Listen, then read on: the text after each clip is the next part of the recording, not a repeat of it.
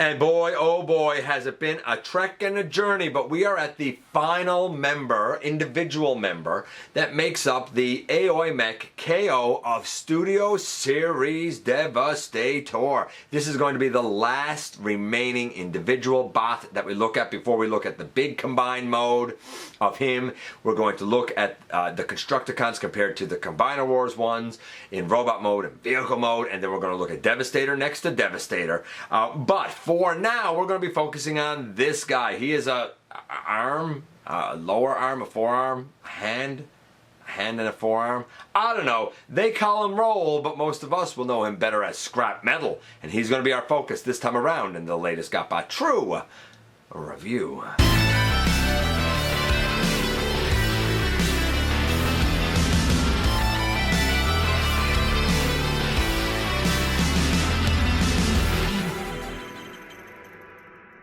Hey everyone, hey all, welcome back to the channel. I'm your host, your most humble of hosts, Dennis Moulton, aka GotBot. As always, please like, comment, share, of course subscribe, and while you're at it, light them up, baby.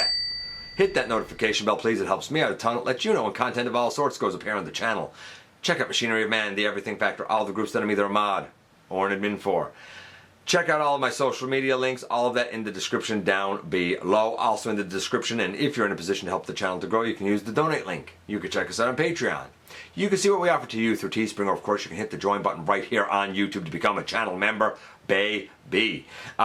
Yeah, this is Roll. We know him better, Scrapmetal. I honestly, for the longest time, thought that this guy was Scavenger. I mean, let's be honest, in the films there's dozens of Constructicons, and any like amalgamation, a conglomeration of them can really kind of make Devastator. It's not a hard, fast set kind of setup because there are so many. Like sometimes this hand is made from like a second bulldozer, sometimes it's made from this excavator guy. Yeah, I'm getting better with my tractor names, right? Sometimes, you know, the leg of skipjack, but some people use the red version, Rampage, even though Rampage never actually connected with Devastator. He was just like his own Decepticon, even though he was a Constructicon. It's really weird. So is this guy, but he might be the most normal out of the bunch. Without any further ado, how about we head over to the table and take a closer look at this guy. And finally, the 8th and final member of the Aoyi Mech KO of Studio Series Devastator. This is who they affectionately call Roll, who I thought all along was Scavenger, even though we know now that it's not. This is Constructicon Scrapmetal. Now, of course, before we look at Scrapmetal, we're going to look at the packaging there first. Here we have Roll, and you can see him there. He's an excavator. I know what this one's called. It's called an excavator. Garbage instructions on the side, the art on the back. Over here it just says deformation and a picture of the guy. That's kind of it for the packaging. Now, I legit thought that this guy was Scavenger. It would have made the most sense to me, but what do I know? In terms of the KO looking like the actual one, I don't think the actual one has this black detailing coming up here. Besides that, I think it's fairly spot on to the actual one, as best as I can tell. Does it look like the guy in the film? I don't know. We're going to say yes, I guess. We'll do, or attempt to do, like the arm mode or the lower arm mode, because this guy's kind of like the hand and forearm, I suppose we would call it. I think.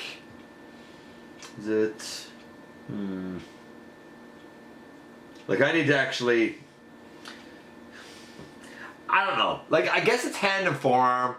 It seems to connect at the, for lack of a better term, elbow, I guess. Now, to be fair, I stammer over that because I really don't know what to call it. There's two guys that make up the, hold on, I think the right arm is Scrapper. I think the left arm is these two guys, if I'm not mistaken. Like this guy kind of plugs into Hightower, and Hightower is like the bicep elbow, I guess. Let's just get him into the combined mode, and you can judge for yourself if you want to call him hand or forearm or what. So, I don't think it's too hard. Oh, and I also think these back here might be the orangey color rather than gray. I kind of like the gray better myself, but to each their own, I suppose. So, I think we begin by picking off that Oh, no. We begin by picking this piece off. Weird that he has a part that comes off. I guess we would call this an accessory. If I can get it off. It's a nuisance to get off, to be honest with you. It's... a shield? I don't know. Like, it's not a blaster. So, I don't know what we really call it. A claw thing? I don't know. I don't know what this is. It's a piece. Okay, so with that off now, we should be able to come here and pick up that whole section and turn it around and kind of bring it down here on the back. And then this comes out, opens up, and again we will lift this up. It's basically the shoulder, right? In robot mode, and we turn it around and bring it down. And I like to bring them down as much as I can. Then I straighten this piece out, and yeah, open that out. And it's like, please give me some more, sir. Right? It's that sort of handout type of hand. And then this one does the same thing. And the whole bucket, is that what it's called? Bucket? The bucket comes down, and now it's like we have three fingers. The kind of thumb is on Hightower, so it's kind of interesting the way that they actually do sort of interact with each other. The connector is right there. There's a hole on Hightower that this rectangular piece goes in. So I guess the elbow isn't really on Hightower. I think in his review I said the elbow was on Hightower. The slot for the elbow is on Hightower, and then this can kind of move to be an elbow, right? Or a hand, because this is like... Do we call this part the forearm? I don't know. I think we're supposed to bring the toes down a bit, though they don't really like to go down much, and then sort of open these two sections out to sort of splay out the fingers. So like we have three fingers, and I like kind of what would be a palm. But yeah, this is the elbow, so I don't know if we call this a hand or if we call this a forearm and a hand or what, but you get the idea of what it is, right? Yeah, I guess this is, you know. As for this piece, I can't find anywhere in this mode really that it belongs. I guess you could put it, I'm gonna put it, see if I can put it here maybe. Like there's a slot and a hole there. I don't know, let's see. Like I guess that doesn't look good, but like if you wanted to store it somewhere, I guess you could store it over there. I don't know. What do you think of that? How do you think that looks? Again, it's hard to look at the combiner parts like in isolation. We really need to see it combined. And then honestly, the next time we see this guy, this is the mode he's going to be in. It's easy to get here, as long as you remember to take the parts forming piece off, open out what will be his two arms. It's not bad to get here. So fun fact, in full disclosure, I lost the footage that goes from claw mode here to robot mode. So if I repeat something as I go here, I apologize. I couldn't present it to you the way that it was filmed. It was out of focus, and then I accidentally deleted the file, and it was a whole thing. It was a whole thing. We're going to do the transformation now to robot mode. All again for me, first time for you guys. The secret this time is really in the legs. Pick off that leg and bring them down and around. Rotate around and chicken leg it back and open the heel and open the toe out. Again, rotate it around, chicken leg it back, and the heel and the toe. The waist, it goes up. Now what I didn't realize the first time I did this anyway, and actually I think I'm going to end up mentioning this again, but we'll see. There's two little starts there. When you fold this up, it should go into those starts to hold the waist in place. Before doing that, open out the chest, bring out the head, rotate the head around, close the chest back up, then bring this up and rotate the legs down. Give it a little push so that it goes in over those starts. The guy can stand up. This comes down on his back. It's the main bucket. And then the two arm pieces close in on the sides of the body. We rotate down a shoulder, and we rotate down a shoulder.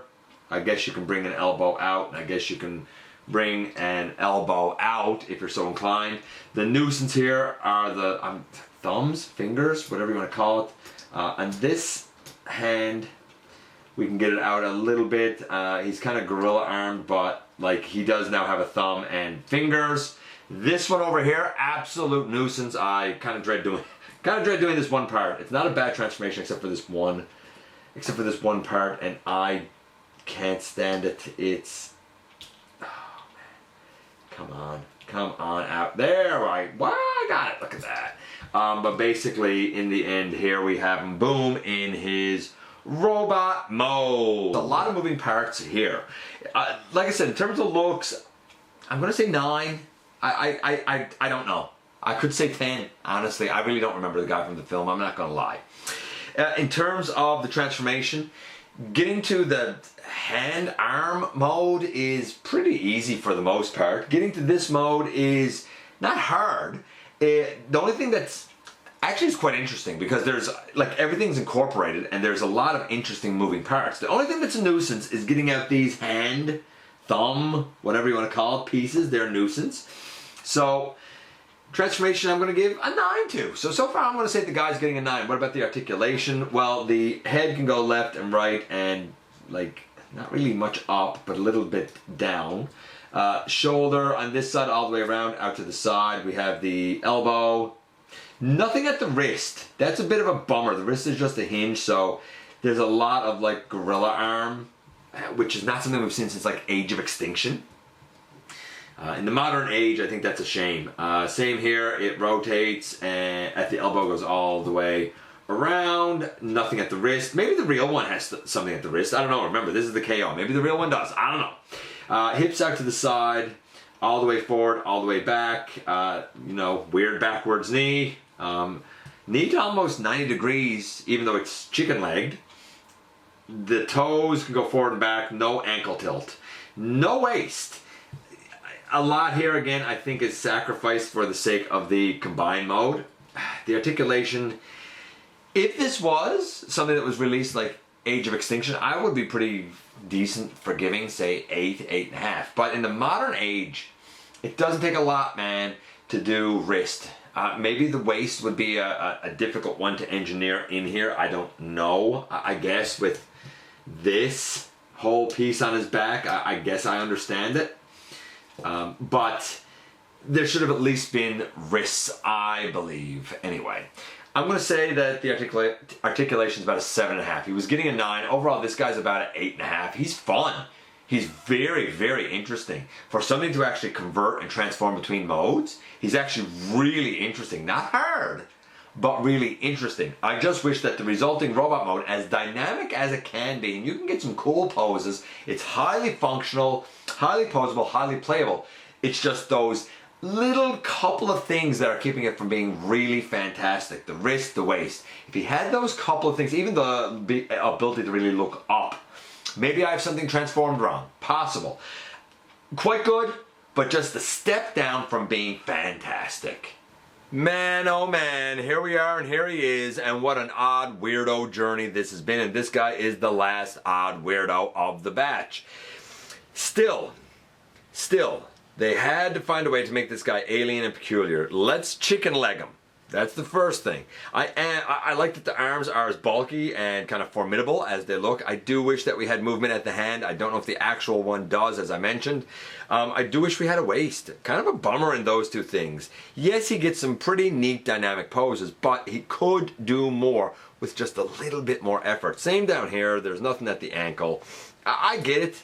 Like, I get it, especially when they got to combine and stuff. Like, I understand, but it's he's good. Honestly, he's fun. He's interesting. He looks interesting. His movements are interesting. Everything is incorporated.